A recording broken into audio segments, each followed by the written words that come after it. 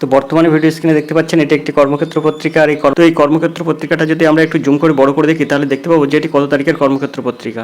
তো দেখুন এখানে পরিষ্কার লেখা আছে, এখানে আপনারা দেখতেই পাচ্ছেন 5 জুন 2024-এর কর্মক্ষেত্র পত্রিকা এটি, অর্থাৎ এ সপ্তাহের কর্মক্ষেত্র পত্রিকা এই পত্রিকাটি। আজকে এই পত্রিকা থেকে আমরা একটি প্র্যাকটিস সেট সম্পন্ন করব। চলুন সরাসরি চলে যাই মূল প্র্যাকটিস সেটে, দেখি সেখানে কোন কম্পিটিটিভ পরীক্ষার প্র্যাকটিস সেট আজকের কর্মক্ষেত্র পত্রিকায় দিয়েছে। তো সরাসরি আমরা মূল প্র্যাকটিস সেটে চলে যাব। তো আমরা সরাসরি চলে এলাম মূল প্র্যাকটিস সেটে। আপনারা দেখতেই পাচ্ছেন এটি একটি জুম করে বড় করে দেখলে দেখতে পাবো যে এটি কোন প্র্যাকটিস সেট। তো দেখুন এটি কিন্তু রাজ্যের সহস্রাধিক ক্লার্ক নিয়োগের প্র্যাকটিস সেট। এখানে আপনারা পরিষ্কার দেখতে পাচ্ছেন কর্মক্ষেত্র 5 জুন 2024-এর কর্মক্ষেত্র। আর এখানে লেখা আছে পিএসসির মাধ্যমে রাজ্যের সহস্রাধিক যে ক্লার্ক, সেই ক্লার্কের কিন্তু প্র্যাকটিস সেট এই প্র্যাকটিস সেটটি। তো চলুন সরাসরি আমরা এই প্র্যাকটিস সেট শুরু করব। তো এই প্র্যাকটিস সেটের প্রথম প্রশ্ন কী আছে আমরা একটু দেখে নিই। তো তার জন্য আমরা কী করব, একটু জুম করে বড় করে নিয়ে প্রশ্নটা দেখব, মূল প্রশ্ন দেখব কী আছে। তো এখানে আমরা প্রথম একের দাগের প্রশ্ন দেখব। তো এই প্র্যাকটিস সেটটা তাদের জন্য খুবই গুরুত্বপূর্ণ যারা আগামী পিএসসি ক্লার্কশিপ পরীক্ষা দেবেন। পিএসসি ক্লার্কশিপের পরীক্ষার প্র্যাকটিস সেট এটি। তো যারা আগামী ক্লার্কশিপের পরীক্ষা দেবেন তাদের জন্য এই প্র্যাকটিস সেটটা খুবই গুরুত্বপূর্ণ। তো আমরা একের দাগের প্রশ্ন দেখব। তো একের দাগের প্রশ্ন আছে, দেখুন দ্য যোগসূত্র ফর চিলড্রেন এই বইটির লেখক লেখিকা কে? কিরণ দেশাই। লেখক বা লেখিকা কে? কিরণ দেশাই, ঝুম্পা লাহিড়ী, রাস্কিন বন্ড, রূপা পায়। তো এর সঠিক উত্তর হচ্ছে দ্য যোগসূত্র ফর চিলড্রেন বইটির লেখক বা লেখিকা হলেন এই রূপা পায়। দিক হবে সঠিক উত্তর। রূপা পাই হচ্ছেন দ্য যোগসূত্র ফর চিলড্রেনের লেখক। রূপা পাই কিন্তু একজন ভারতীয় লেখক, ভারতীয় লেখক কিন্তু এই রূপা পাই। রূপা পায়ের আগের একটি লেখা বইয়ের নাম হচ্ছে the Gita for children. The Gita for children এটিও কিন্তু এই রূপা পায়ের লেখা। আর এই যে দ্য গীতা ফর চিলড্রেন এই বইটার জন্য কিন্তু তিনি একটি পুরস্কার বিজয়ী বেস্ট সেলার ছিলেন। তো আশা করি আপনারা বুঝতে পেরেছেন। তো দ্য যোগসূত্র ফর চিলড্রেন বইটি কিন্তু রূপা পায়ের লেখা। আর এই দ্য যোগসূত্র ফর চিলড্রেন এটার মূল বিষয়বস্তু কী? এটির লক্ষ্য শিশুদের দৈনন্দিন অভিজ্ঞতার সাথে যোগাযোগ ব্যবস্থা যুক্ত করে তাদের মধ্যে সেরাটা তুলে আনা। এটাই ছিল কিন্তু দ্য যোগসূত্র ফর চিলড্রেন বইটির আসল উদ্দেশ্য। দ্য যোগসূত্র ফর চিলড্রেন বইটির লেখার মধ্যে কিন্তু এটাই ছিল তার মূল বক্তব্য। দুয়ের দিকে প্রশ্ন আছে জিও মার্ট এর ব্র্যান্ড অ্যাম্বাসাডার হিসেবে কাকে নিযুক্ত করা হয়েছে? রোহিত শর্মা, অজয় জাদেজা, মহেন্দ্র সিং ধোনি আর বিরাট কোহলি। তো এখানে জিও মার্টটা কী জিনিস আপনারা অবশ্যই জানেন, তবু আরেকবার বলে দিই। অ্যামাজন বা ফ্লিপকার্টের মতন কিন্তু একটা সেল করার একটা পদ্ধতি জিও মার্ট, খুচরো বিক্রয় app Jio mart. Jio company এটা কিন্তু জিও মার্ট অ্যাপ হিসাবে এটা কিন্তু লঞ্চ করেছে। আর এখানেই কিন্তু গৃহস্থবাড়ির যেসব জিনিসপত্র এমনকি সবজিও কিন্তু এই জিও মার্টে পাওয়া যাচ্ছে। তো এটার ব্র্যান্ড অ্যাম্বাসেডর হচ্ছে এই মহেন্দ্র সিং ধোনি। সিদ্ধাক হবে সঠিক উত্তর। ফ্লিপকার্ট অ্যামাজন যেমন পুজোয় সেল শুরু করে, তেমন জিও মার্টেও কিন্তু ওই ফ্লিপকার্ট অ্যামাজনের মতন সেল শুরু হবে পুজোর সময়। তো আশা করি আপনারা বুঝতে পেরেছেন। এর সঠিক উত্তর হবে সি, মহেন্দ্র সিং ধোনি। তিনের দাগের প্রশ্ন আছে কে সম্প্রতি 2023 সালের আগস্টে ভারতের জাতীয় সবুজ ট্রাইব্যুনাল এর চেয়ারপারসন হিসেবে দায়িত্ব পালন করলেন? সবুজ ট্রাইব্যুনালের চেয়ারপারসন হিসেবে দায়িত্ব পালন করলেন। এখানে প্রশ্ন আছে বিচারপতি শিবকুমার সিং, বিচারপতি প্রকাশ শ্রীবাস্তব, বিচারপতি আদিত্য নাগা আর বিচারপতি সাক্ষী সিঙ্গনিয়া। তো এর সঠিক উত্তর হবে কিন্তু বিদ্যাক, বিচারপতি প্রকাশ বাস্তব। ইনি কিন্তু একজন হাইকোর্টের বিচারক। 2021 সালের অক্টোবর মাস থেকে 2023 মার্চ পর্যন্ত কিন্তু কলকাতার প্রধান বিচারপতি ছিলেন প্রকাশ শ্রীবাস্তব। ইনি কিন্তু ভারতের জাতীয় সবুজ ট্রাইব্যুনালের চেয়ারপারসন হিসাবে দায়িত্ব গ্রহণ করেছেন। বিচারপতি প্রকাশ শ্রীবাস্তব এনার জন্ম কিন্তু 1961 সালে। ইনি একজন ভারতীয় বিচারক। এটা গেল প্রকাশ শ্রীবাস্তবের জীবনী সম্পর্কে। এবার আমরা একটু দেখব জাতীয় সবুজ ট্রাইব্যুনাল কী জিনিস। জাতীয় সবুজ ট্রাইব্যুনাল অর্থাৎ NGT, ন্যাশনাল গ্রিন ট্রাইব্যুনাল। ভারতীয় সবুজ ট্রাইব্যুনাল 2010 সালে প্রতিষ্ঠিত হয়েছিল। ন্যাশনাল গ্রিন ট্রাইব্যুনাল অর্থাৎ NGT 18 অক্টোবর 2010-এ 2010 সালের এনজিটি আইনের অধীনে বহু শৃঙ্খলা সংক্রান্ত সমস্যা জড়িত যে কোনো পরিবেশগত বিরোধ পরিচালনার জন্য একটি বিশেষ সংস্থা হিসাবে প্রতিষ্ঠিত হয়েছিল। এটি জাতীয় পরিবেশ আপিল কর্তৃপক্ষকে প্রতিস্থাপন করে গঠিত হয়েছিল। এটি ভারতীয় সংবিধানের 21 ধারা থেকে অনুপ্রেরণা গ্রহণ করে, যা ভারতের নাগরিকদের স্বাস্থ্যকর পরিবেশ প্রদানের আশ্বাস দেয়। অস্ট্রেলিয়া এবং নিউজিল্যান্ডের পরে ভারত হচ্ছে বিশ্বের তৃতীয় দেশ হয়ে উঠেছে একটি বিশেষ পরিবেশগত ট্রাইব্যুনাল স্থাপনের জন্য এবং এটি করার জন্য প্রথম উন্নয়নশীল দেশ। তাহলে এখানে ধারা কত? ধারা কিন্তু এই জাতীয় সবুজ ট্রাইব্যুনাল এটা কিন্তু ভারতের 21 নম্বর ধারা যেটা আছে সেই ধারা থেকে কিন্তু অনুপ্রাণিত হয়ে কিন্তু এটা তৈরি হয়েছে। আর এই ধারাটা কিন্তু ফলো করে, এই ভারতের জাতীয় সবুজ ট্রাইব্যুনাল 21 নম্বর ধারাটা কিন্তু ফলো করে, তার অনুপ্রেরণায় কিন্তু এটা তৈরি হয়েছে। আর এখানে অস্ট্রেলিয়া এবং নিউজিল্যান্ডের পরে কিন্তু ভারতই হচ্ছে তৃতীয় দেশ জাতীয় সবুজ ট্রাইব্যুনাল উন্নয়নের দেশ হিসাবে প্রথম। আশা করি আপনারা বুঝতে পেরেছেন। 4 দাগের প্রশ্ন আছে, কে 2023 সালের ডিসেম্বরে মিজোরামের মুখ্যমন্ত্রী হিসেবে শপথ নিয়েছেন? শ্রী লাল দোহমা, শ্রী জোর মাথাঙ্গা, শ্রীপুল্লাল ডেঙ্গা, শ্রীথেন ফুঙ্গা সাইলো। তো এই প্রশ্নের সঠিক উত্তর কী হবে? তো 2023 সালে মিজোরামের মুখ্যমন্ত্রী হিসেবে শপথ নিলেন কিন্তু এর লাল দোহমা, অর্থাৎ শ্রী লাল দোহমা। এর দাগ হবে সঠিক উত্তর। আশা করি আপনারা বুঝতে পারলেন। চলে যাব 5 দাগের প্রশ্নে। পারুল চৌধুরী এশিয়ান অ্যাথলেটিক্স চ্যাম্পিয়নশিপে কোন অ্যাথলেটিক্স ইভেন্টে সোনা জিতেছিলেন?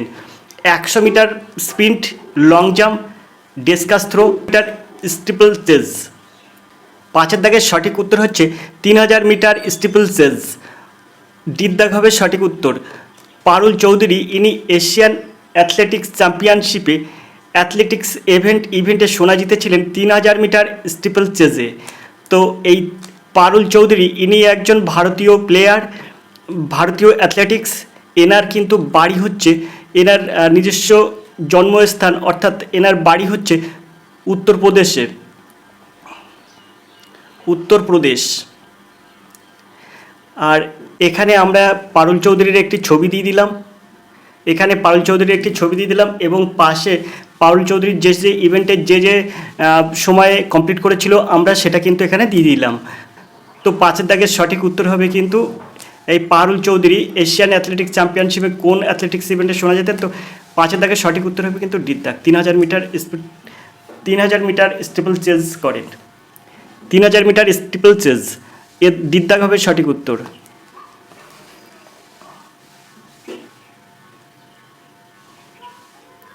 6 দাগের যে প্রশ্ন আছে সেটা দেখুন। World Energy Transition for Outlook report প্রকাশ করেছে Organisation for Economic Cooperation and Development, ECD. বিদ্যাগে আছে আন্তর্জাতিক নবায়নযোগ্য শক্তি সংস্থা, IRENA, World Economic Forum, WEF, এবং ডির অপশানে আছে আন্তর্জাতিক শক্তি সংস্থা। World Energy Transition for Outlook report প্রকাশ করেছে। তো এখানে 6 দাগের যে অপশানগুলো আছে এর মধ্যে কিন্তু সঠিক উত্তর হবে কিন্তু আপনার এই আন্তর্জাতিক নবায়নযোগ্য শক্তি সংস্থা অর্থাৎ IRENA। বিদ্যাগ হবে সঠিক উত্তর। 7 দাগের প্রশ্ন আছে, আর্জেন্টিনার রাষ্ট্রপতি কে যিনি ব্রিক্স সদস্যপদ প্রত্যাখ্যান করেছিলেন? ক্রিস্টিনা ফার্নান্দেজ ডি কির্চনার, মাউরিস জাকরি, জাবিয়েল মাইলি, আলবার্তো ফার্নান্দেজ। তো এখানে বলছে আর্জেন্টিনার রাষ্ট্রপতি কে যিনি ব্রিক্সের সদস্যপদ প্রত্যাখ্যান করেছিলেন। এই 2023 ডিসেম্বরে কিন্তু ব্রিক্স সম্মেলন হয়েছিল দক্ষিণ আফ্রিকার জোহান্সবার্গে। ব্রিক্সের শীর্ষ সম্মেলন থেকে মহাদেশের 6টি দেশকে বিকাশমান অর্থনীতির এই জোটে যোগ দিতে আমন্ত্রণ জানানো হয়েছিল। সেই দেশগুলি হলো সৌদি আরব, ইরান, সংযুক্ত আরব আমিরাত, মিশর, ইথিওপিয়া। আর্জেন্টিনা যোগদানে আগ্রহ প্রকাশ করেছিল 20টি দেশ। আনুষ্ঠানিকভাবে জানানো দেশের মধ্যে বাংলাদেশও ছিল, তবে বাংলাদেশকে কিন্তু এই জোটে সদস্য হিসেবে যোগ দিতে আমন্ত্রণ জানানো হয়নি। এখন কথা হচ্ছে এখানে যে ব্রিক্স এর সদস্যপদ প্রত্যাখ্যান করেছেন কে? আর্জেন্টিনার রাষ্ট্রপতি। তিনি কে? এতদিন ধরে ব্রিক্সের যেসব প্রশ্ন আমরা করেছি তার মধ্যে কিন্তু এই প্রশ্নটা এরকম ঘুরিয়েছিল যে ব্রিক্সের সদস্যপদ প্রত্যাখ্যান করলেন কোন দেশ? সেই ক্ষেত্রে আমরা কিন্তু আর্জেন্টিনার কথা বারবার চলে এসেছি, বিভিন্ন প্র্যাকটিস সেটে প্রশ্নে কিন্তু সেটাই ছিল, ব্রিক্সের সদস্যপদ প্রত্যাখ্যান করেছেন কোন দেশ? সেই ক্ষেত্রে আর্জেন্টিনা উত্তর করেছি। আজকের প্রশ্ন হচ্ছে আর্জেন্টিনার রাষ্ট্রপতি অর্থাৎ আর্জেন্টিনার কোন রাষ্ট্রপতি ব্রিক্সের সদস্যপদ প্রত্যাখ্যান করেছেন, নাম কি তার? তাহলে এখানে আমরা একসঙ্গে দুটো প্রশ্নের উত্তর জানবো, এক জানবো আর্জেন্টিনার রাষ্ট্রপতির নাম, এছাড়াও কিন্তু জানবো আর্জেন্টিনার রাষ্ট্রপতি যিনি কিন্তু ব্রিক্স সদস্যপদ প্রত্যাখ্যান করেছেন। তো এখানে এর সঠিক উত্তর হবে জাভিয়ের মাইলি। জাভিয়ের মাইলি অর্থাৎ সিদ্ধাক হবে সঠিক উত্তর, জাভিয়ের মাইলি। এখন এটা যেহেতু ইংলিশ নাম জাভিয়ের মাইলি, আবার আমি কখনো কখনো কোথাও পড়েছি হাবিয়ের মিলেই, কখনো কখনো এর নাম পড়েছি হাবিয়ের মিলেই। জাভিয়ের মাইলি অথবা হাবিয়ের মিলেই এরকম নামও কিন্তু আমি পড়েছি। এই জাভিয়ের মাইলি আর হাবিয়ের মিলেই দুটোই কিন্তু একই নাম। তো আমি কখনো কখনো কিন্তু এটাও পড়েছি আবিয়ের মিলেই। তো আপনারা এখান থেকে যেটাই পড়ুক না কেন, আপনারা শুধু একটা কথা মনে রাখবেন, যে কথার শেষে মাইল থাকবে, আমি মাইলিটাকে বা মিলেইটাকে কিন্তু আমি মাইল হিসাবে মনে রাখবো। এই যে মিলেই বা মাইলি, এইটা আমরা কিন্তু মাইল হিসাবে মনে রাখবো, মাইল থেকে কিন্তু মাইলি। তো আশা করি আপনারা বুঝতে পেরেছেন জাভিয়ের মাইলি কিন্তু এর সঠিক উত্তর। কখনো কখনো যদি হেভিয়ের মিলেই থাকে তাহলে কিন্তু সেটাও ওর সঠিক উত্তর। মিলেইটাকে বা মাইলিটাকে আমরা মাইল হিসাবে মনে রাখবো। আশা করি আপনারা বুঝতে পেরেছেন। তার মানে আর্জেন্টিনার রাষ্ট্রপতি যিনি কিন্তু ব্রিক্সের সদস্যপদ প্রত্যাখ্যান করেছেন তিনি হলেন জাভিয়ের মাইলি। তো 8 দাগের প্রশ্ন আছে, আইটিসি এর চেয়ারম্যান ও ব্যবস্থাপনা পরিচালক সিএমডি অর্থাৎ সিও হিসাবে কে পুনরায় নিযুক্ত হয়েছেন? সঞ্জীব পুরী, রমেশচন্দ্র, অমিত শর্মা, রাজেশ গুপ্তা। তো এখানে আমরা সবসময় একটা জিনিস মনে রাখবো, আইটিসি কথার অর্থ কি? Indian tobacco company limited, ITC. I for Indian, T for tobacco, আর C for company. Indian tobacco company অর্থাৎ ভারতীয় তামাক কোম্পানি। তো এর চেয়ারম্যান পরিচালক হিসাবে কে নিযুক্ত করেছেন? সিএমডি হিসাবে নিযুক্ত হয়েছেন কে? মাসে মাসে যে অ্যাসিভার্স বই আমি সংগ্রহ করি, সেই অ্যাসিভার্সের যে প্র্যাকটিস সেট থাকে সেই প্র্যাকটিস সেটেও কিন্তু আপনাদের করায়। এর থেকে কিন্তু কারেন্ট অ্যাফেয়ার্স আছে, সেই কারেন্ট অ্যাফেয়ার্স কিন্তু আমি মাসের যে কারেন্ট অ্যাফেয়ার্স সেটা আমি কিন্তু পড়ি। আর এখানে কিন্তু মানে মনে রাখার উপায়, আমি অ্যাসিভার্সের এই প্রশ্নটা দেখেছিলাম। তো এখানে কিন্তু আমি একটা কথা মনে রাখি যে আইটিসি অর্থাৎ ইন্ডিয়ান টোবাকো কোম্পানি অর্থাৎ ভারতীয় তামাক কোম্পানি, এটা কিন্তু মানে সবসময় এইভাবে মনে রাখা যাবে, সঞ্জীব তামাক খেতে ভালোবাসে। তো আমি কিন্তু এটা মনে রাখি, সঞ্জীব তামাক খেতে ভালোবাসে, সঞ্জীব পাশের বাড়ির ছেলে, সঞ্জীব তামাক খেতে বেশি ভালোবাসে, আর ঘটনাক্রমে তাই এই টোবাকো চেয়ারম্যান এবং ব্যবস্থাপনা পরিচালক হিসেবে পুনরায় নিযুক্ত হয়েছেন কিন্তু সঞ্জীব পুরী। এর দাগ হবে সঠিক উত্তর। সঞ্জীব তামাক খেতে ভালোবাসে, তাই কিন্তু বলে যে পুনরায় নিযুক্ত হয়েছেন, আবার কিন্তু নিযুক্ত হয়েছেন। এর দাগ হবে সঠিক উত্তর। আইটিসি চেয়ারম্যান ব্যবস্থাপনা পরিচালক সিএমডি হচ্ছে সঞ্জীব পুরী। 9 দাগের প্রশ্ন, কে সম্প্রতি টিসিএস এর সিও হিসাবে দায়িত্ব গ্রহণ করেছে? রবি কুমার এস, কে কীর্তিবাসন, রাজেশ গোপীনাথ, নটরাজন চন্দ্রশেখরন। তো এখানে 9 দাগের সঠিক উত্তর হবে কিন্তু কীর্তিবাসন, অর্থাৎ কে কীর্তিবাসন এর সঠিক উত্তর। 10 দাগের যে প্রশ্নটা আছে সেটা দেখব। 10 দাগের প্রশ্ন, নিম্নলিখিত কোন ব্যক্তি প্যারিসে প্যারা অ্যাথলেটিক্স চ্যাম্পিয়নশিপে পুরুষদের বর্ষা নিক্ষেপে ফাইনালে স্বর্ণপদক জিতেছেন? অজিত সিং, রিঙ্কু, দীনেশ প্রিয়নাথ হেরাত, আর সুন্দর সিং গুজ্জর। তো 10 দাগের যে সঠিক উত্তর সেটা হচ্ছে অজিত সিং হচ্ছে এর সঠিক উত্তর। বর্ষা নিক্ষেপের ফাইনালে স্বর্ণপদক জিতেছেন অজিত সিং। এটা কিন্তু প্যারিসে হয়েছে, প্যারিসের প্যারা অ্যাথলেটিক্স চ্যাম্পিয়নশিপে কিন্তু এটা হয়েছে। বর্ষা নিক্ষেপে ফাইনালে উঠেছে অজিত সিং, এর দাগ হবে সঠিক উত্তর। ফাইনালে স্বর্ণপদক জিতেছে অজিত সিং, এর দাগ হবে সঠিক উত্তর। 11 দাগের প্রশ্ন আছে, গ্লোবাল পিস ইন্ডেক্স 2023 এর 17 সংস্করণে ভারতের স্থান কত? তো 116, 126, 136, 146। তো এর সঠিক উত্তর হচ্ছে 126, বিদ্যাগ হবে সঠিক উত্তর। এটাও কিন্তু কারেন্ট অ্যাফেয়ার্সের প্রশ্ন, আর এটা কিন্তু আমরা পড়েছি, এটা কিন্তু সিভার্সের কারেন্ট অ্যাফেয়ার্সে এই প্রশ্নটাও আছে, বিদ্যাগ হবে সঠিক উত্তর। নিয়মিত মাসের যে কারেন্ট অ্যাফেয়ার্স আমি করাই আমার এই চ্যানেলে, তাতে কিন্তু এইসব প্রশ্নগুলো আছে। দেখুন আমি 80 থেকে পড়াই, অথচ এখানে কর্মক্ষেত্র প্র্যাকটিস সেটে কিন্তু এটা প্রশ্নটা দিয়েছে। তো কোথাতে কীভাবে প্রশ্ন আসবে, নিয়মিত কারেন্ট অ্যাফেয়ার্স আপনারা দেখুন। আর প্রত্যেক মাসে মাসে আমি যে অ্যাসিভার্সের থেকে কারেন্ট অ্যাফেয়ার্সগুলো আপনাদের দেখাই, সেগুলো আপনারা নিয়মিত প্র্যাকটিস করুন, দেখবেন অবশ্যই আপনারা সুফল পাবেন। 12 দাগের প্রশ্ন আছে, সম্প্রতি ন্যাসকমের চেয়ারপারসন হিসেবে কাকে নিযুক্ত করা হয়েছে? অনন্ত মহাশ্বেরী, দেবযানী ঘোষ, সিপি গুরুনামি আর রাজেশ নাম্বির। তো এখানে 12 দাগের সঠিক উত্তর কী হবে? সম্প্রতি ন্যাসকমের চেয়ারপারসন হিসেবে কাকে নিযুক্ত করা হয়েছে? তো এখানে 12 দাগের সঠিক উত্তর হবে কিন্তু আপনার এখানে যে রাজেশ নাম্বির। তো রাজেশ নাম্বির কিন্তু এর সঠিক উত্তর, ডি দাগ হবে সঠিক উত্তর, রাজেশ নাম্বির। 13 দাগের প্রশ্ন, ভারতীয় সংবিধানে অধ্যাদেশ দেওয়ার বিধান নেওয়া হয়েছে কোন আইন থেকে? 1858 সালের ভারত সরকার আইন থেকে, 1935 সালে ভারত সরকার আইন থেকে, 1919 সালে ভারত সরকার আইন থেকে, আর ভারত স্বাধীনতা আইন থেকে। তো এখানে সঠিক উত্তর হবে 1935 সালের ভারত সরকার আইন থেকে, বিদ্যাগ হবে সঠিক উত্তর। 14 দাগের প্রশ্ন, দক্ষিণতম হিমালয় নামে পরিচিত কোনটি? শিবালিক, হিমাদ্রি, হিমাচল, গাড়োয়াল। তো এখানে দক্ষিণতম হিমালয় নামে পরিচিত কিন্তু শিবালিক, এর দাগ হবে সঠিক উত্তর। শিবালিকের সঠিক উত্তর এর দাগ।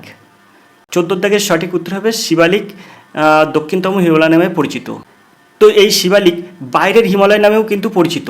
তো এই শিবালিক বিভিন্ন জায়গায় বিভিন্ন নামে পরিচিত, যেমন জম্মু কাশ্মীরের জম্মু পাহাড়, উত্তরাখণ্ডের দুদুয়া পর্বতমালা, পশ্চিমবঙ্গের দার্জিলিং পাহাড় ইত্যাদি। শিবালিক হলো হিমালয়ের দক্ষিণতম পর্বতমালা। তিস্তা নদী সিকিমের শিবালিক পর্বতশ্রেণী জুড়ে প্রবাহিত হয়েছে। সিকিম পেরিয়ে শিবালিক পর্বতশ্রেণী লেসার হিমালয়ের সাথে মিলিত হয়েছে। বাইরের হিমালয় নামেও কিন্তু এই শিবালিক পর্বতমালা পরিচিত। শিবালিক পর্বতশ্রেণী বৃহৎ সমভূমি এবং লেসার হিমালয়ের মধ্যে অবস্থিত। উচ্চতা 600 থেকে 1500 মিটার পর্যন্ত পরিবর্তিত হয়। 15 দাগের প্রশ্ন আছে, বর্তমান কেন্দ্রীয় রেলমন্ত্রী কে? তো এখানে আছে জিতেন্দ্র সিং, সুরেশ প্রভু, থোয়ার চাঁদ গেহলট, অশ্বিনী বৈষ্ণব। তো এখানে 15 দাগের সঠিক উত্তর হচ্ছে অশ্বিনী বৈষ্ণব। বর্তমান কেন্দ্রীয় রেলমন্ত্রী হলেন অশ্বিনী বৈষ্ণব। তবে যেহেতু এবার 2024-এ আবার নতুন মন্ত্রিপদ গঠন হবে, তাই কিন্তু এই অশ্বিনী বৈষ্ণব থাকবে কি না সেটা কিন্তু সামনের পর্যন্ত আমাদের অপেক্ষা করতে হবে। আবার নতুন রেলমন্ত্রী কী হবে সেটার জন্যও কিন্তু আমাদের সামনে অপেক্ষা করতে হবে। তো আমি যখন ভিডিওটা তৈরি করছি তখনও পর্যন্ত বর্তমান কেন্দ্রীয় রেলমন্ত্রী কিন্তু অশ্বিনী বৈষ্ণব। তো আমরা চলে যাবো পরের প্রশ্ন। 16 দাগের প্রশ্ন, চম্পারণ সত্যাগ্রহের সময় নীল চাষ কী নামে পরিচিত ছিল? 3 কাঠিয়া ব্যবস্থা, রায়টোয়ারি ব্যবস্থা, ঝুম চাষ আর নীলকর প্রথা। তো এই প্রশ্নের সঠিক উত্তর হবে 3 কাঠিয়া ব্যবস্থা, এর দাগ হবে সঠিক উত্তর। 3 কাঠিয়া ব্যবস্থা কিন্তু চম্পারণ সত্যাগ্রহের সময় নীল চাষের নাম ছিল 3 কাঠিয়া ব্যবস্থা, এর দাগ হবে সঠিক উত্তর। এখন প্রশ্ন হচ্ছে, এই 3 কাঠিয়া ব্যবস্থাটা কী জিনিস? তো 3 কাঠিয়া প্রথা একটি প্রথা যার অধীনে চম্পারণের স্থানীয় কৃষকরা তাদের জমির 3/20 নীল চাষ করত। নীল চাষ করতে ইউরোপীয় রোপণকারীতে দ্বারা বাধ্য ছিল। যাই হোক, গান্ধীজি এবং রাজেন্দ্র প্রসাদের সহায়তায় চম্পারণের উপস্থিতি সত্যাগ্রহের আয়োজন করে এবং এটিকে বাতিল করতে সফল হয়েছিল। তো যদি আপনার 20 বিঘা সম্পত্তি থাকে, তার 3 বিঘা জমি কিন্তু আপনার এই নীল চাষ করতে হবে, সেটাও কিন্তু ইংরেজ ইউরোপীয় কোম্পানি দ্বারা কিন্তু এটা প্রভাবিত ছিল। আপনাকে 20 বিঘা জমিতে 3 বিঘা জমি কিন্তু নীল চাষ করতেই হবে। তো এটা কিন্তু বন্ধ করেছিল কারা? গান্ধীজি এবং রাজেন্দ্র প্রসাদের সহায়তায় কিন্তু এই 3 কাঠিয়া ব্যবস্থা এটা বন্ধ হয়েছিল। 17 দাগের প্রশ্ন কি আছে, এই শূন্যস্থানে কে সাধারণত দুধের চিনি বলা হয় কারণ এটি দুধে পাওয়া যায়? তো এখানে অপশান আছে ফ্রুক্টোজ, ল্যাকটোজ, মল্টোজ আর গ্লুকোজ।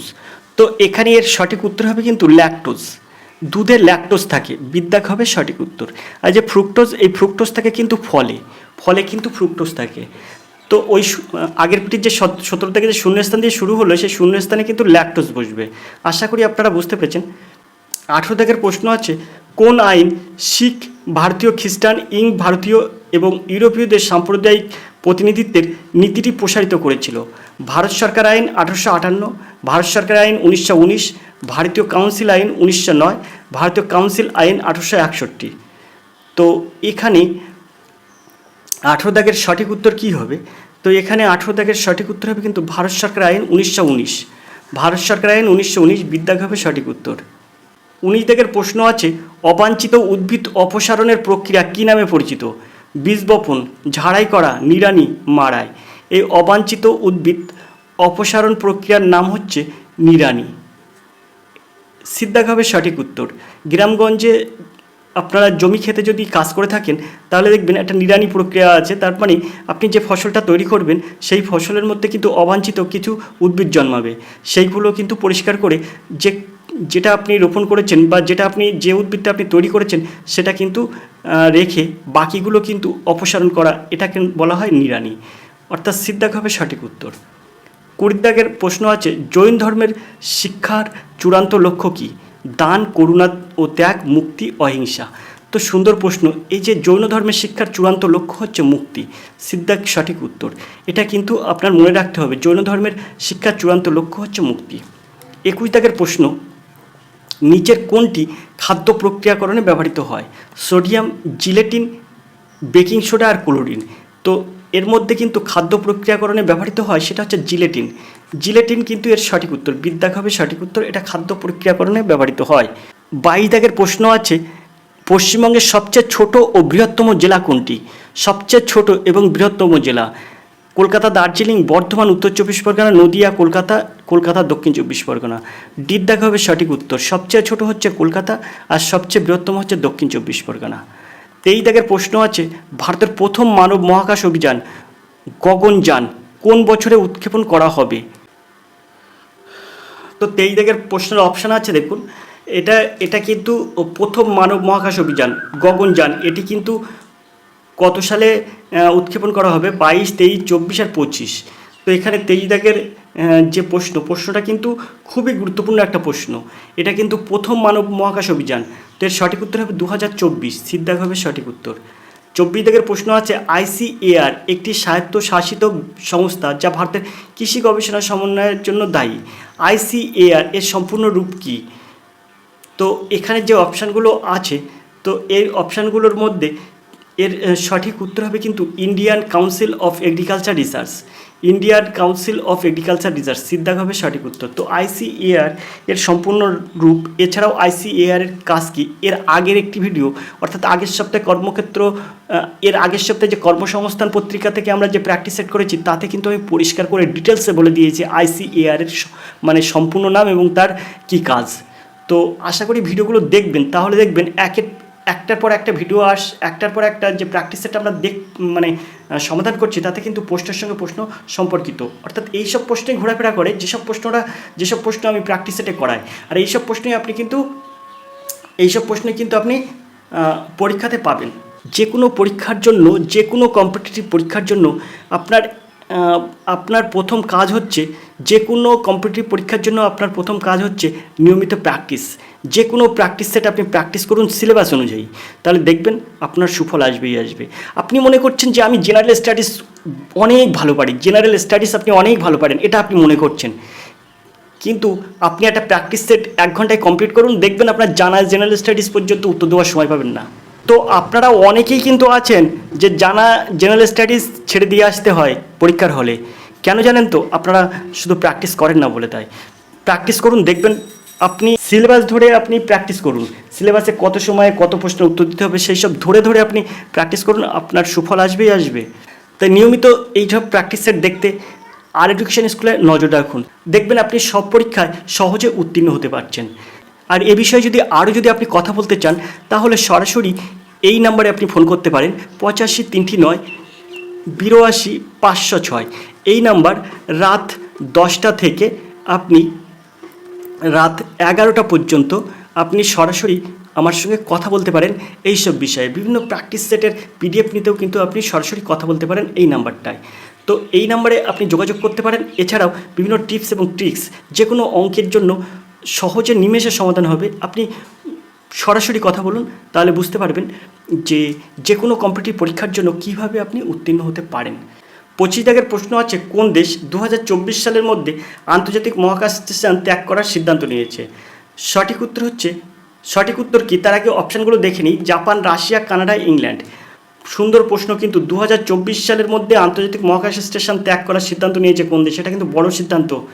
তো এখানে এই 25 দাগের সঠিক উত্তর কী হবে?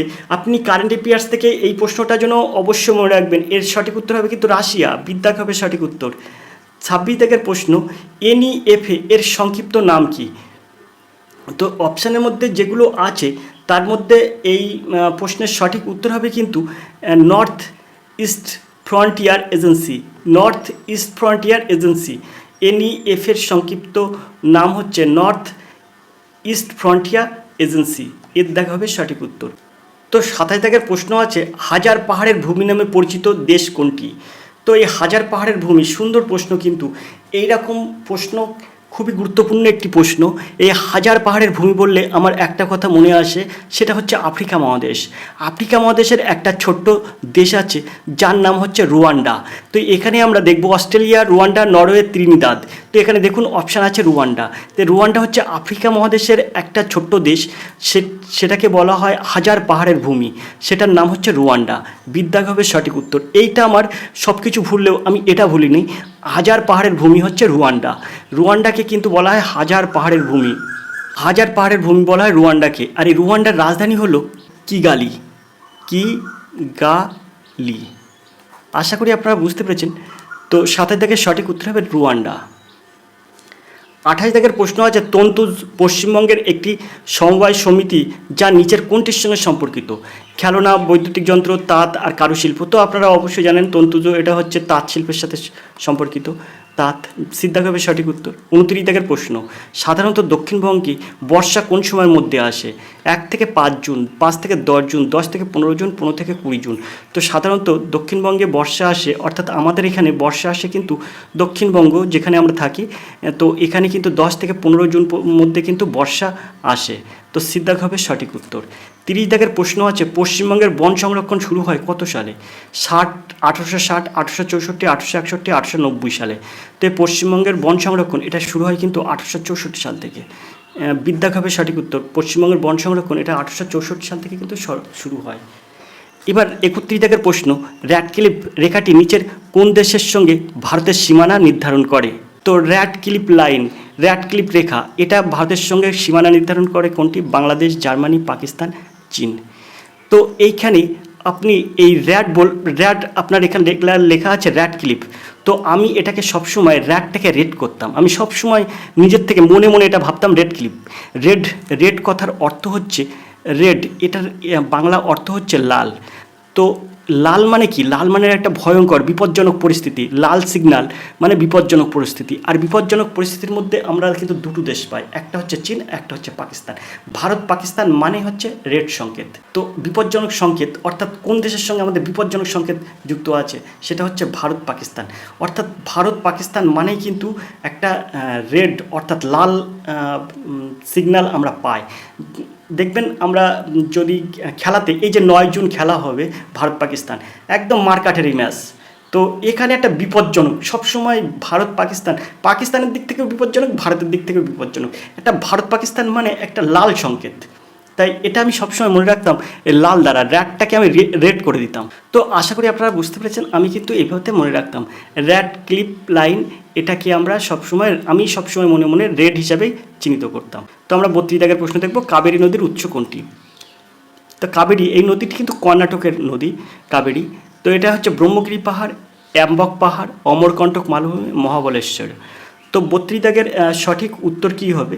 তো এটা কিন্তু কাবেরী নদী, এর উৎস কিন্তু ব্রহ্মগিরি পাহাড়, অর্থাৎ এর দাগ হবে সঠিক উত্তর। ব্রহ্মগিরি পাহাড় কিন্তু কাবেরী নদীর উৎস। 33 দাগের প্রশ্ন আছে, ভক্তি সাধক রামকৃষ্ণ পরমহংসের শিষ্য কে ছিলেন? স্বামী দয়ানন্দ সরস্বতী, দাদাভাই নৌরোজি, রাজা রামমোহন রায়, স্বামী বিবেকানন্দ। তো এটা আপনারা সবাই জানেন রামকৃষ্ণ পরমহংসের শিষ্য ছিলেন, একমাত্র শিষ্য। দিদ্দাগ হবে সঠিক উত্তর স্বামী বিবেকানন্দ। 34 দাগের প্রশ্ন, একমাত্র ভারতীয় PSU হিসেবে ফোর্বসের বিশ্বের সেরা নিয়োগকর্তা 2023 তালিকায় স্থান পেয়েছে। এরপর আছে 5-এর পাতায়। তো 5-এর পাতায় আমরা চলে যাব। তো বিশ্বের সেরা নিয়োগকর্তা 2023 তালিকায় স্থান পেয়েছে কি? তো এরপর আমরা 5-এর পাতায় দেখব 5-এর পাতায় কী আছে। তো আমরা চলে এলাম 5-এর পাতায়। দেখুন PSCর মাধ্যমে রাজ্যের সহস্রাধিক ক্লার্ক নিয়োগ, অর্থাৎ আমরা যেটা করছি সেটা কিন্তু ক্লার্কের প্র্যাকটিস সেট, আর এই প্র্যাকটিস সেটটা কিন্তু নেওয়া হয়েছে 5 জুন কর্মক্ষেত্র পত্রিকা থেকে, অর্থাৎ এ সপ্তাহের কর্মক্ষেত্র পত্রিকা থেকে। তো প্র্যাকটিস সেটটা খুব সুন্দর একটি প্র্যাকটিস সেট, যারা পিএসসি ক্লার্কশিপের পরীক্ষা দেবেন তাদের জন্য কিন্তু প্র্যাকটিস সেটটা খুবই গুরুত্বপূর্ণ। তো চলুন চলে যাই আমরা পরে যে আগের পেজে যে অপশানগুলো দেখে এসেছি, আগের পেজে যে প্রশ্ন দেখে এসেছি তার অপশান কী আছে। তো অপশানগুলো দেখব, তবে প্রশ্নটা একটু উপরের দিকে তুলব। তো আমরা 5-এর পাতায় চলে এসেছি, 4-এর পাতার পরেরটা আমরা দেখছি। 4-এর পাতার পরে আছে যেটা, সেই 4-এর পাতায় যে প্রশ্নটা দেখে এসেছে তার অপশান কিন্তু 5-এর পাতায় দেওয়া আছে। তো এটা 5-এর পাতার প্রশ্ন। তো 5-এর পাতায় কী আছে আমরা দেখব, অপশানগুলো প্রথম কী আছে সেটা দেখব। BHEL, Coal India, Indian Oil Corporation, NTPC Limited. তো এখানে চৌতি দাগের সঠিক উত্তর কী হবে? তো এখানে সঠিক উত্তর হবে NTPC লিমিটেড। দিদ্দাগ হবে সঠিক উত্তর। 35 দাগের প্রশ্ন, 1919 সালের গান্ধীজি কিসের বিরুদ্ধে সত্যাগ্রহ শুরু করেন? সাইমন কমিশন, চম্পারণ নৃশংসতা, রাওলাট আইন প্রণয়ন, ভারতের ঔপনিবেশিক অত্যাচার। তো সুন্দর প্রশ্ন কিন্তু। 1919 সালে গান্ধীজি কিসের বিরুদ্ধে সত্যাগ্রহ শুরু করেন? তো এখানে রাওলাট আইন প্রণয়ন, এই রাওলাট আইন প্রণয়নের কিন্তু বিরুদ্ধে কিন্তু গান্ধীজি সত্যাগ্রহ শুরু করেন। রাওলাট আইন প্রণয়নের বিরুদ্ধে সত্যাগ্রহ শুরু করেন হচ্ছে 1919 সালে গান্ধীজি। সিদ্ধাগ হবে সঠিক উত্তর। 36 দাগের প্রশ্ন, সম্প্রতি অসলো চুক্তির খবরের সঙ্গে কোনটি সম্পর্কিত? আর্কটিক অঞ্চলে তেল উত্তোলন, শান্তি অর্জনের জন্য ইসরায়েল এবং প্যালেস্টাইন লিবারেশন অর্গানাইজেশন PLO এর মধ্যে একজোড়া চুক্তি, ইউক্রেন রাশিয়ার শান্তি প্রক্রিয়া ফোরাম, কোনটিই নয়। তো এখানে যে 36 দাগের প্রশ্ন আছে তার সঠিক উত্তর হবে কিন্তু এখানে সুন্দর প্রশ্ন কিন্তু, অসলো চুক্তির খবরের সঙ্গে কোনটি সম্পর্কিত? তো অসলো চুক্তি এটা কিন্তু শান্তি অর্জনের জন্য ইসরায়েল এবং প্যালেস্টাইন লিবারেশন অর্গানাইজেশন এর মধ্যে একজোড়া চুক্তি, অর্থাৎ বিদ্যাগ হবে সঠিক উত্তর। 37 দাগের প্রশ্ন, পাণ্ডু রাজার ঢিবি কোথাকার বিখ্যাত স্থান? 37 দাগের প্রশ্ন আছে, পাণ্ডু রাজার ঢিবি এটা কোথাকার বিখ্যাত স্থান? এখানে আছে সিন্ধু সভ্যতা, তাম্রপ্রস্তর স্থান, নব্যপ্রস্তর স্থান, কোনটিই নয়। তো এইটার সঠিক উত্তর হচ্ছে ভারতের পশ্চিমবঙ্গ রাজ্যের বর্ধমান জেলার সদর উত্তর মহকুমার অন্তর্গত আউশগ্রাম ব্লকের একটি প্রত্নক্ষেত্র। এটি পশ্চিমবঙ্গে আবিষ্কৃত প্রথম তাম্রযুগীয় প্রত্নক্ষেত্র। অর্থাৎ এই প্রশ্নের সঠিক উত্তর আমরা যদি পাই তাহলে আমরা বলতে পারবো তাম্রপ্রস্তর স্থান। পাণ্ডু রাজার ঢিবি এটা কিন্তু পশ্চিমবঙ্গের বর্ধমানে অবস্থিত। বিদ্যাগ হবে সঠিক উত্তর। পশ্চিমবঙ্গের বর্ধমানের আউশগ্রামে। বিদ্যাগের সঠিক উত্তর। 38 দাগের প্রশ্ন আছে, প্রিয়ন শাইন মিস আর্থ ইন্ডিয়া 2023 এর মুকুট পরলেন তিনি কোন রাজ্যের বাসিন্দা? প্রিয়ন শাইন মিস আর্থ ইন্ডিয়া 2023 এর মুকুট পরলেন তিনি কোন রাজ্যের বাসিন্দা? তাহলে প্রিয়ন শাইন ইনি কোন রাজ্যের বাসিন্দা? উত্তরপ্রদেশ, গুজরাট, রাজস্থান, মধ্যপ্রদেশ। তো ইনি হয়েছেন মিস আর্থ ইন্ডিয়া 2023। তো ইনি কোন দেশের বাসিন্দা, কোন রাজ্যের বাসিন্দা? তো প্রিয়ন শাইন ইনি কিন্তু রাজস্থানের বাসিন্দা। সিদ্ধাগ হবে সঠিক উত্তর। রাজস্থানের বাসিন্দা হচ্ছে প্রিয়ন শাইন, ইনি কিন্তু মিস আর্থ ইন্ডিয়া 2023 হয়েছেন। 39 দাগের প্রশ্ন আছে, নিচের সঙ্গে মেলান। দাদাভাই নৌরোজি, এক অপশান আছে Satyaprakash, Dayanand Saraswati, Kapalkundala, Balgangadhar Tilak the world and means India, আর বঙ্কিমচন্দ্র চট্টোপাধ্যায় গীতা রহস্য। তো এখানে কিন্তু এনাদের নাম দেওয়া আছে, আর এখানে এলোমেলোভাবে কিন্তু এরা যে বইগুলো প্রকাশ করেছে তার দেওয়া আছে, নাম দেওয়া আছে। সেই এর সাথে এতে কোনটা ঠিক হবে সেটা মেলাতে বলেছে। তো আমরা অপশানগুলো দেখার আগে একটা জিনিস মনে করব, এই বঙ্কিমচন্দ্র কিন্তু কপালকুণ্ডলার সঙ্গে যুক্ত। তো এই যে ডির অপশান এর সঙ্গে কিন্তু 2 যুক্ত হবে। ডি কপালকুণ্ডলার সঙ্গে বঙ্কিমচন্দ্র যুক্ত। আপনি ধরুন কোনটাই জানেন না, এটাই জানেন, তাহলে এটা কিন্তু আপনার ঠিক রাখতে হবে, ডির সঙ্গে 2। তাহলে অপশান এবার দেখব A1। এখন এর অপশানে দেখব D2 আছে কি না। তো এর অপশানে D2 নেই, ডি আছে 4। তাহলে আমরা বলবো এর দাগটা হবেই না। বির অপশানে চলে যাব, বির অপশানে যাব, ডির দাগে 2 আছে, তাহলে এটা হতে পারে। তা আমরা এটা এখন হাতে রাখছি, পরে দেখছি। সির অপশানে ডি অপশান করে, ডি অপশান 2 আছে, তাহলে এটাও কিন্তু হতে পারে, সিদ্ধাগও হতে পারে। তা আমরা এটাও হাতে রাখছি। ডির অপশানে দেখব, এই ডির অপশানে ডিটা আছে 4, D4, ডি থাকার কথা 2, তার ডি কিন্তু 2 নেই, D4 আছে, তাহলে আমরা এটাও কিন্তু দেব না। অর্থাৎ এ আর ডি এই দুটো অপশান কিন্তু হবে না, অপশান হবে বি আর সির মধ্যে একটা। এখন এইখানে আমরা একটা জিনিস মনে করব, সেটা হচ্ছে আমরা বঙ্কিমচন্দ্রের সঙ্গে কপালকুণ্ডলার মিল দেখতে পাচ্ছি। এবার আমরা আরেকটা জিনিস খুঁজব, সেটা হচ্ছে এই যে সত্যার্থ প্রকাশ, এটার সঙ্গে তো আপনারা কম বেশি জানেন সত্যার্থ প্রকাশ, যেরকম কপালকুণ্ডলার সঙ্গে আপনি জানেন, তেমন সত্যার্থ প্রকাশ এটার সঙ্গে কে যুক্ত আছে? তো সত্যার্থ প্রকাশ এটা কিন্তু দয়ানন্দ সরস্বতী, আপনি দয়ানন্দ সরস্বতীর সাথে কিন্তু সত্যার্থ প্রকাশ এটা কিন্তু যুক্ত আছে। কিছুদিন আগে কিন্তু আমরা একটি ভিডিও এটা কিন্তু আমরা আলোচনা করেছি, মানে সেই প্র্যাকটিস সেটে ছিল সত্যার্থ প্রকাশ, এটা দয়ানন্দ সরস্বতী, অর্থাৎ 20 সঙ্গে 1-এর মিল হবে, 20 সঙ্গে 1-এর মিল। তো এই দুটোর মধ্যে 20 সঙ্গে 1-এর মিল আছে, এই একটা মানে বিদ্যাকটা আছে, কিন্তু এখানে দেখুন 20 সঙ্গে 3-এর মিল আছে। তো 20 সঙ্গে 3-এর মিল অর্থাৎ দয়ানন্দ সরস্বতীর সঙ্গে the world and means of India, এটা কখনো দয়ানন্দ সরস্বতীর সঙ্গে আসবে না। দয়ানন্দ সরস্বতীর সঙ্গে আসবে সত্যার্থ প্রকাশ, আর the world and means of India এটা কার সাথে আসবে? তো এটা কিন্তু দাদাভাই নৌরোজির সাথে আসবে, অর্থাৎ এর সাথে কিন্তু 3টা মিলবে। বাকি থেকে যায় বাল গঙ্গাধর তিলক, তো এটার সঙ্গে গীতা রহস্য, অর্থাৎ সিদ্ধাগের সঙ্গে কিন্তু সিদ্ধাগের সঙ্গে আপনার হবে 4। তো আশা করি আপনারা বুঝতে পেরেছেন, তাহলে এখানে সঠিক উত্তর হবে কিন্তু বিদ্যাগ।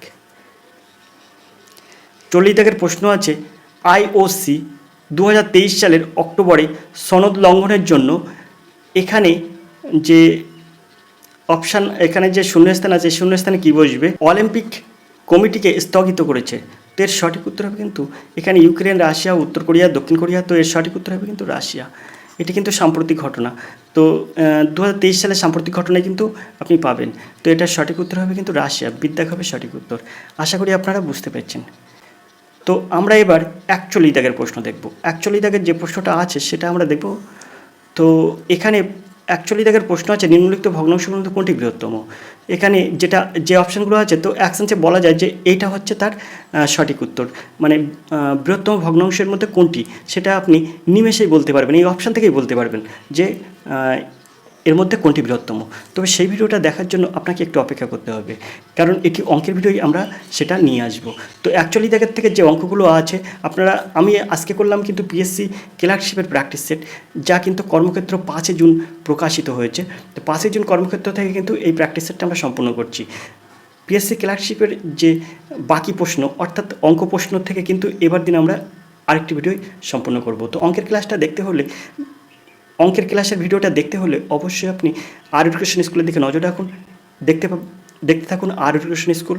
চ্যানেলটি ভালো লাগলে অবশ্যই চ্যানেলটা সাবস্ক্রাইব করবেন, ভিডিও ভালো লাগলে লাইক কমেন্ট শেয়ার করবেন। লাইক কমেন্ট শেয়ার সবসময় আপনারা করবেন, এটা আপনাদের কাছে অনুরোধ।